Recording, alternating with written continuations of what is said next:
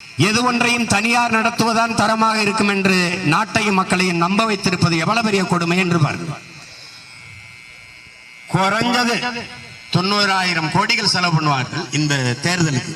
1,00,000 கோடி 1,00,000 கோடி செலவு பண்ணி இந்த தேர்தலை நடத்த வேண்டிய தேவை என்ன இருக்கிறது? அதானி அம்பானி தான் எல்லாவற்றையும் சரியாக தருவார்கள். அவர்தான் நன்றாக எரிபொருள் விற்பார், அவர்தான் மின்சாரத்தை உற்பத்தி செய்து தருவார், அவர்தான் நன்றாக துறைமுகம் கட்டுவார், அவர்தான் நன்றாக ஏர்போர்ட் விண்ணூர்தி நிலையம் கட்டுவார் என்றால் அப்ப அரசின் வேலை என்ன என்ற கேள்வி ஒவ்வொரு இந்த நாட்டின் குடிமகனுக்கும் எழ வேண்டுமா வேண்டாமா? அரசின் வேலை தான் என்ன? போக்குவரத்து அது தனியார் தான் நடத்துவார், விண்ணூர்தி அது தனியார் தான் நடத்துவார். நீங்களே கவனியுங்கள், தமிழ்நாட்டில் பரந்தூரில் 5000 ஏக்கரில் ஏர்போர்ட் கட்டுவதாக, விண்ணூர்தி நிலையம் கட்டுவதாக விளைநிலங்களை பறிக்கிறார். ஆனால் பறப்பதற்கு சொந்தமாக ஒரு விமானம் கூட இல்லாத ஒரு நாடு உலகத்திலே நம்முடைய இந்த நாடுதான். ஒரு பிளைட் கூட கிடையாது, ஒரு பிளைட் கிடையாது. நீங்க ரஷ்யாவுக்கும் உக்ரைனுக்கும் சண்டை, போர், அந்த போரிலே சிக்கிக் கொண்டார்கள் நம்முடைய பிள்ளைகள், படிக்க சென்றவர்கள், வேலைக்கு சென்றவர்கள் பல்லாயிரக்கணக்கில். அவர்களை திருப்பி பாதுகாப்பாக பத்திரமாக நம் நாட்டுக்கு கூட்டிட்டு வருவதற்கு வாகனம் இல்லை, பறந்து செல்ல விண்ணூர்தி இல்லை. எவ்வளவு பெரிய கொடுமை பாருங்க.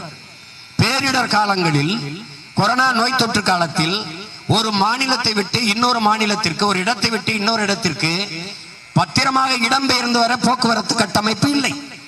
கால்நடையாக 600 கிலோமீட்டர் 500 கிலோமீட்டர் நடந்து வந்ததை மக்கள் நீங்கள் பார்த்தீர்கள். இங்கே நிலவிக் கொண்டிருக்கிறது கேடுகட்ட பணநாயகம்.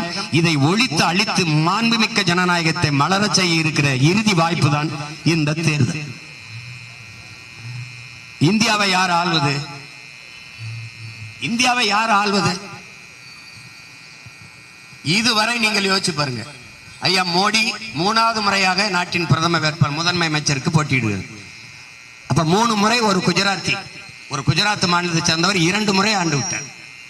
ஆனால் இத்தனை ஆண்டுகளாகி விடுதலை பெற்ற இந்தியாவில் ஒரு முறையாவது ஒரு தமிழன் பிரதமராகி முதன்மை அமைச்சராகி பார்த்தது உண்டா? அல்லது ஒரு மலையாளி, கேரளாவை சேர்ந்த மலையாளி? இல்லை. குடியரசுத் தலைவர் பதவி ஒன்னத்துக்கு உதவாத பதவி. நீட்டு இடத்துல காற்று இடத்துல கையெழுத்து போடணும், அது ரப்பர் ஸ்டாம்பும்பாங்க நம்ம ஊர்ல. சும்மா இருக்கலாம் தலையாட்டிக்கிட்ட. ஆனால் ஏன் பிரதம அமைச்சராக ஒரு தமிழனை கூட வரவிடுவதில்லை? அவர்களுக்கு இந்தியா என்பதே இந்தி பேசுகிற மாநிலங்கள் தான். இந்தியன் என்பவனே இந்தியை தாய்மொழியாக கொண்டவன் தான். நாம் எல்லாம் அவர்களுக்கு 2ஆம் தர குடிமக்கள். நீங்கள் டெல்லிக்கு போங்க, ஹூ ஆர் யூ கேட்பான். நீ இந்தியன் சொன்னா நோ சவுத் இந்தியன் பா. எஸ் ஐ ஆம் சவுத் இந்தியன் சொல்லணும். நாம் தென் மாநிலத்தவர்கள். நமக்கென்று எதையும் அவங்க எதை பற்றியும் கவலைப்பட மாட்டாங்க, எதையும் தர மாட்டாங்க. நமக்கென்று இருந்தால் நம்ம வீட்டு இளவு கூட வந்து ஆள மாட்டாங்க. 20 பேர் ஆந்திர காட்டுகளை சுட்டு போட்டதுக்கு நாட்டின் பிரதம அமைச்சர் வருத்தம் தெரிவிச்சு பார்த்தது உண்டா? பேரிடர் காலங்களில் பெரும் வெள்ளத்தில் மிதக்கும் போது இந்த துயர துன்பத்திலிருந்து மக்கள் நீங்கள் மீண்டு வர நான் வாழ்த்துகிறேன், உங்களுக்காக எனது அரசு துணை நிற்கும் என்று சொன்னது உண்டா? நீங்க படிச்சது உண்டா? எதுக்காக வர மாட்டார்கள்?